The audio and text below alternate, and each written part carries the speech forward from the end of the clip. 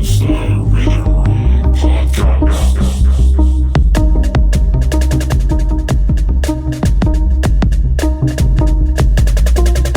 this is your host.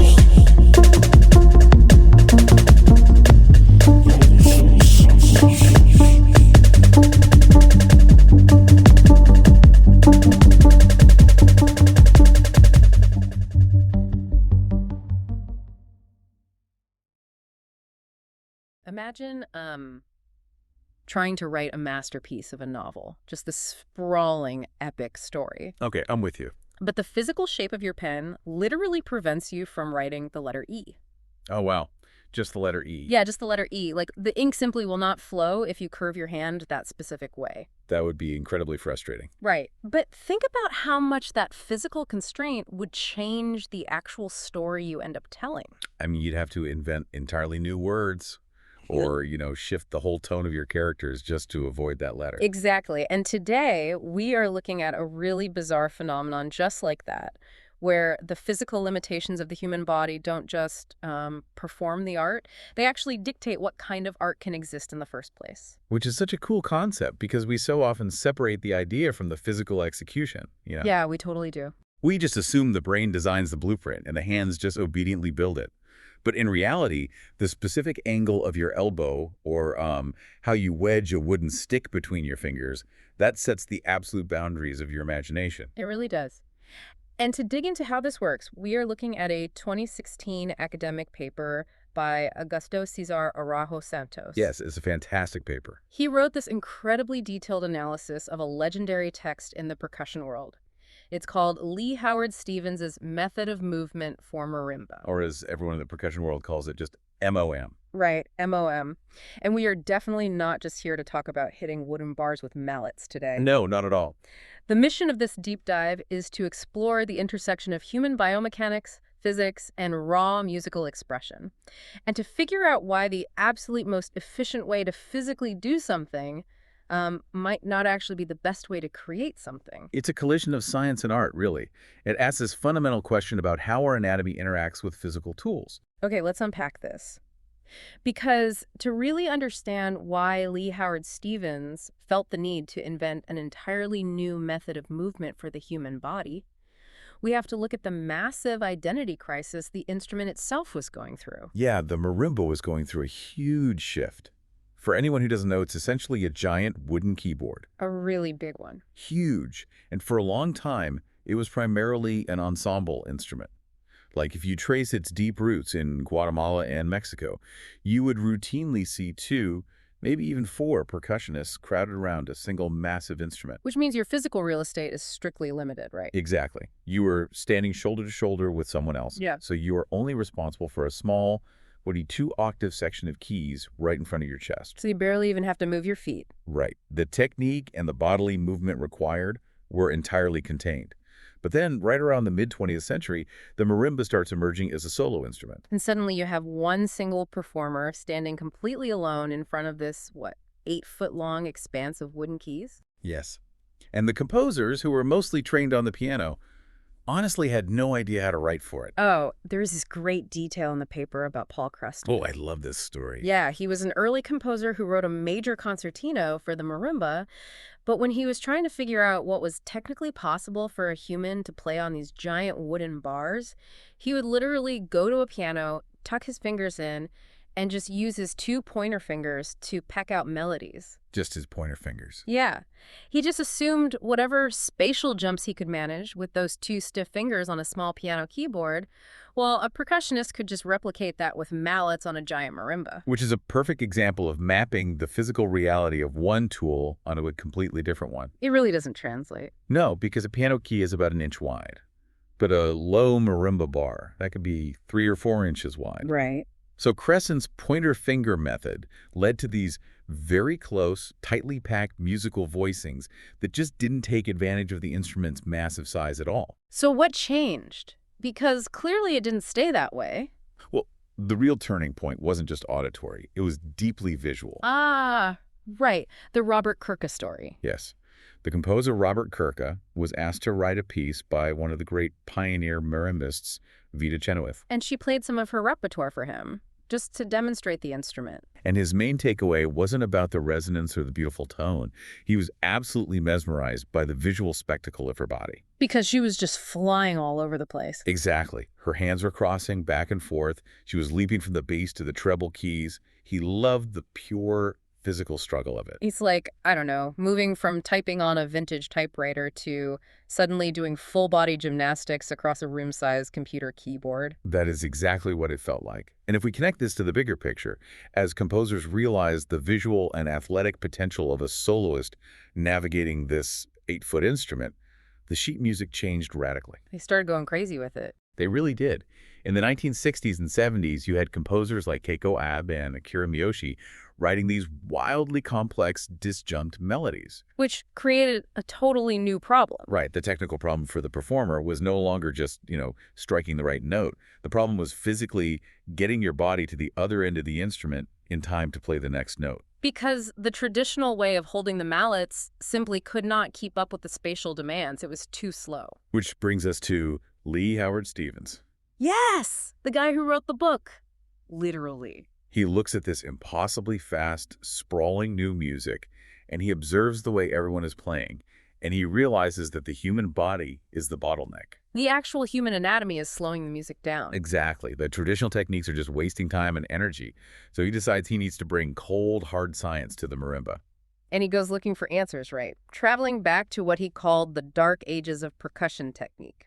Yeah, he wanted to learn from Vida Chenoweth, actually. But she sent him all the way to New Zealand just to learn a specific way of holding 4 mallets called the musser grip. Okay, so to help you visualize this at home, imagine holding 2 wooden drumsticks in one hand. Right. Most early players would cross the sticks inside their palm to stabilize them, right? It creates this X shape. Which is very common. But the defining feature of the musser grip is that the shafts of the mallets do not cross. They stay entirely independent. Yes, held side by side in the hand. But Stevens didn't just stop with the musser grip. He took that uncrossed foundation and started borrowing mechanics from other players too. Like Gary Burton. Exactly, the famous jazz vibraphone player. Burton used this rotational pivot concept. And the paper describes this a bit like turning a doorknob, right? Yes, that's the perfect analogy. Instead of moving your whole arm up and down to strike a note, you just rotate your wrist sharply. And that rotation whips the outer mallet down. So Stevens takes the independent, uncrossed mallets of the musser grip, adds the doorknob rotation of the Burton grip, and just engineers his own entirely new biomechanical system. Which becomes known as the Stevens grip. And honestly, the grip itself looks incredibly loose. Like the mallets just sort of hang down from the fingers. They are completely relaxed, relying on gravity rather than a tight fist. It was revolutionary specifically because it maximized independence between the mallets. And it became incredibly dominant. The paper mentions Gordon Stout estimating that, 80 to 90% of players at Winter Guard International use it? Yeah, WGI. It's a massive, highly technical, competitive circuit.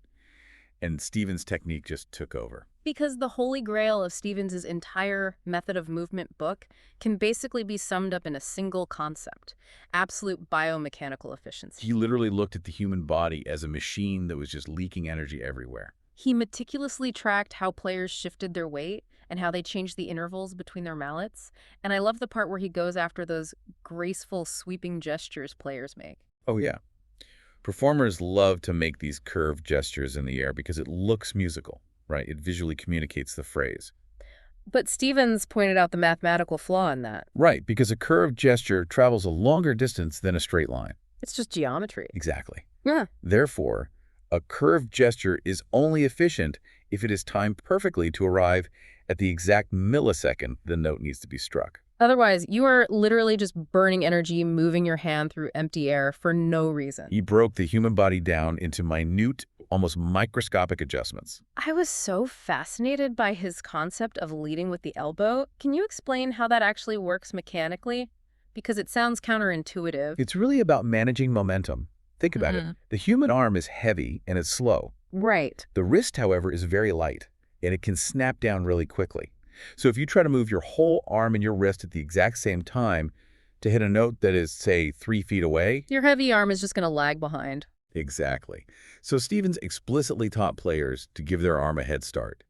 You initiate the movement by pulling your elbow in the direction you want to go. So the elbow acts almost like the handle of a whip. Yes. By the time the heavy arm actually gets moving, the wrist can finally snap down, acting like the tip of the whip to strike the bar. That is literal biomechanical choreography. He is training players to mentally disconnect the muscles controlling their upper arm from the muscles controlling their fingers. He had to do that to achieve his ultimate goal, Right. which actually relies on a crucial distinction made in the thesis. The paper divides all physical motion into two strict categories. Right, sound-producing movements and ancillary gestures. Exactly. So sound-producing movements are the pure mechanics, the elbow pull, the wrist snap, literally the physics required to get the mallet head to the wood. Yes, that is all he cared about. Ancillary gestures are everything else. The dramatic flourishes, the swaying of the shoulders, the visual emotion that a performer uses to communicate feeling to the audience. Stevens was intensely, almost ruthlessly focused on weeding out those ancillary gestures. His entire method is designed to eliminate any physical motion that does not directly enable the production of sound. He just wanted a completely distilled, frictionless system. And he argued strongly that his hyper-efficient grip was the most reliable, maneuverable system possible for a solo marimba player. He definitely believed it was universal. But this brings up a huge question for me. Because if his grip is scientifically, mathematically the absolute most efficient way to play the instrument, why doesn't every single player use it? And here's where we get to the core of it. Yeah. That is where the paper introduces this massive revelation about how our physical tools dictate our art. Yeah. We have to talk about Gordon Stout. Yes, here's where it gets really interesting.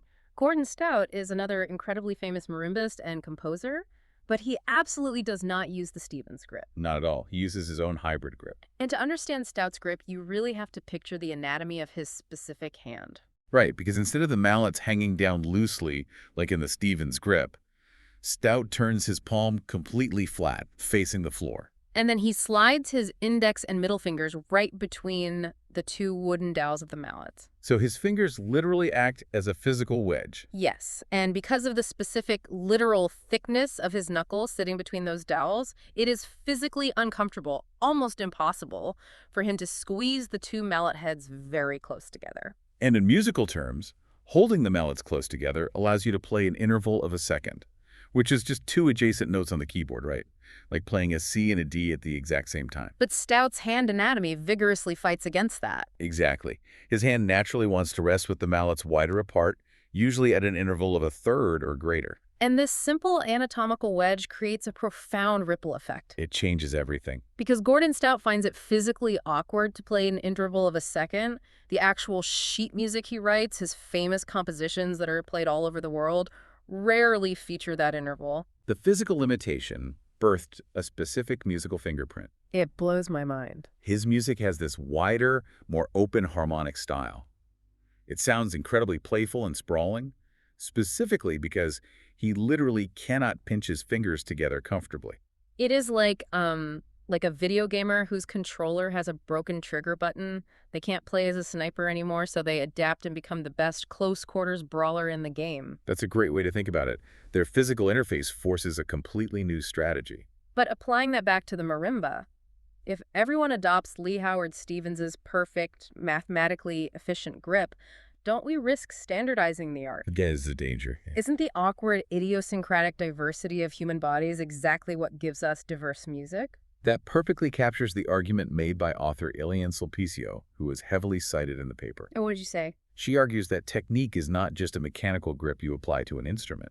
Technique is a physical language completely intertwined with the style of the piece being played. So you can't separate them. You literally cannot separate the physical limitation of Gordon Stout's knuckles from the musical notes printed on his manuscript. The tool doesn't just build the house. It dictates the architecture. It proves that a universal system is a myth. And the paper actually takes this concept even further by looking at the physical anatomy of completely different percussion instruments. Right, because if Stevens' method is the apex of human efficiency, a player should be able to take that grip and play any instrument beautifully, right? Let's look at the vibraphone versus the xylophone. You would think the grip transfers perfectly. You would think so, but it completely breaks down when the spatial environment changes. Because they aren't the same. Not at all.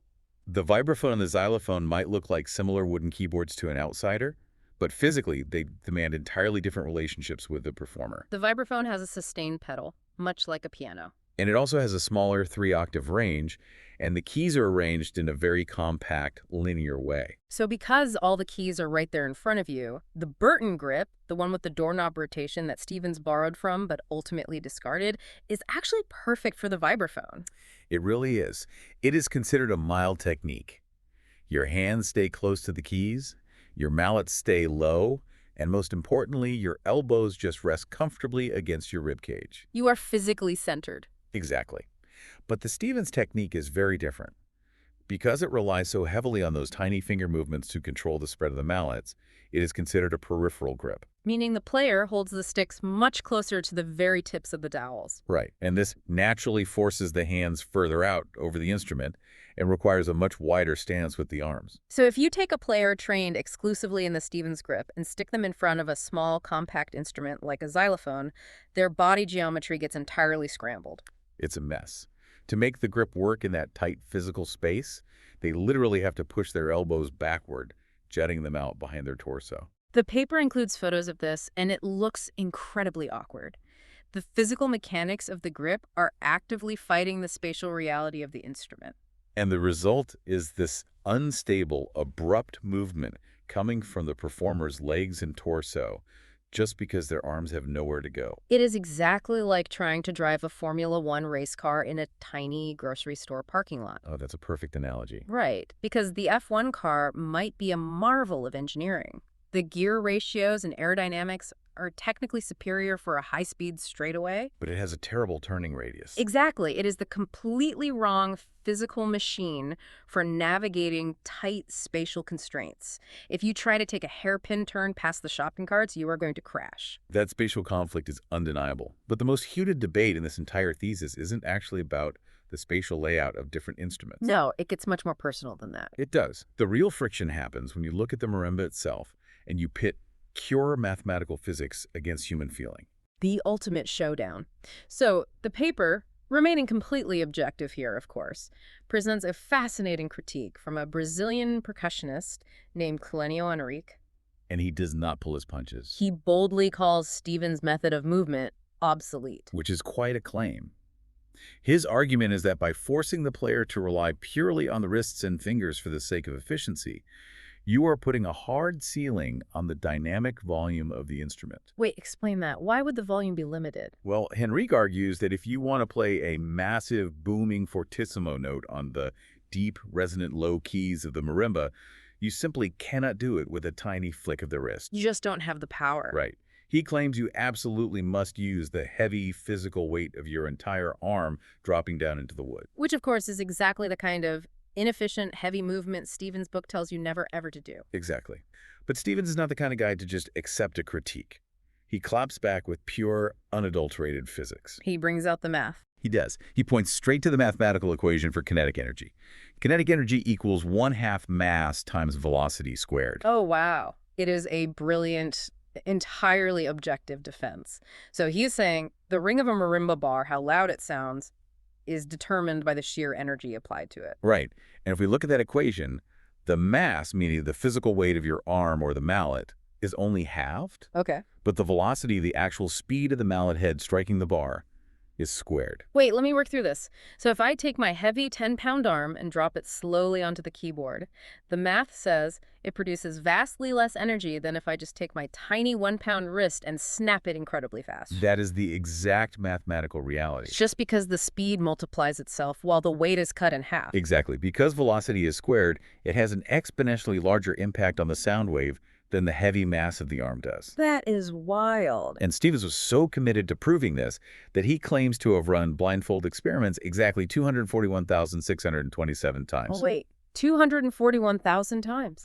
Yes, that is the number he gives. He is just sitting in a room forcing people to listen to mallet strikes. He wanted irrefutable proof, and his conclusion was that if the velocity, the angle, and the striking spot on the bar are identical, even a highly trained conservatory ear cannot tell the difference. Between a heavy, arm-weighted stroke and a relaxed, lightning-fast finger stroke. Right. The math says the arm weight simply does not matter. The sound wave is identical. So what does this all mean? I really have to push back on Stevens here. Go for it. Because let's say the physics check out perfectly. The decibel level and the waveform on an oscilloscope are completely identical. Sure.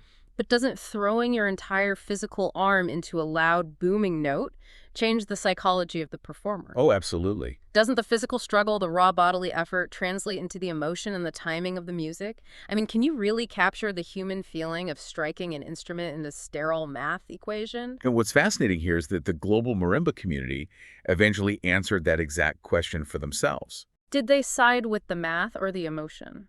Well, over the decades, even Leigh Howard Stevens' own most successful students, world-class performers like Robert Van Cise, realized the limitations of pure math.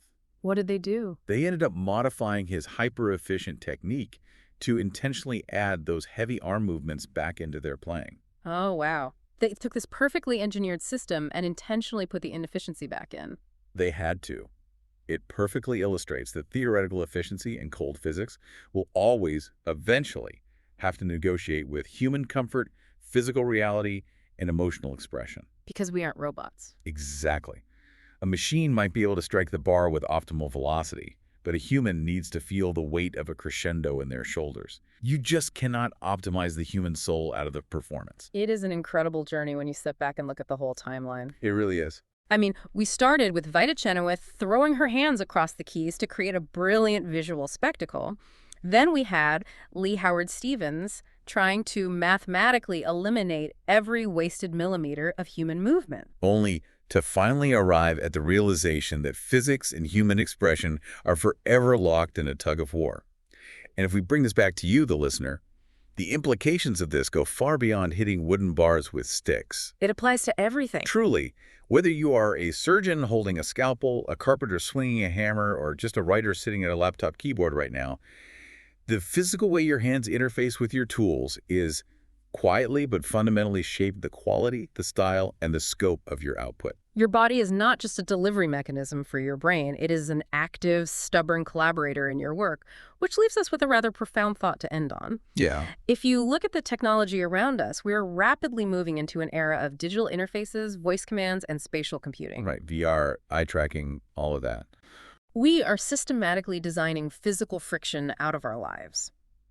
But if our awkward physical limitations are exactly what created our unique styles... Like Gordon Stout's missing second intervals. Exactly, which existed specifically because of the way his thick knuckles fit around a wooden stick. What happens to human creativity when digital tools remove all physical friction entirely? Will we lose our unique artistic fingerprints when our clumsy, inefficient bodies are no longer part of the equation? When the pen no longer requires ink, and your hand no longer has to struggle to press a key, what kind of art will we even be capable of making? That's a huge question. Will it be boundless, or will it just be standardized? It is definitely something to think about the next time you pick up your tools.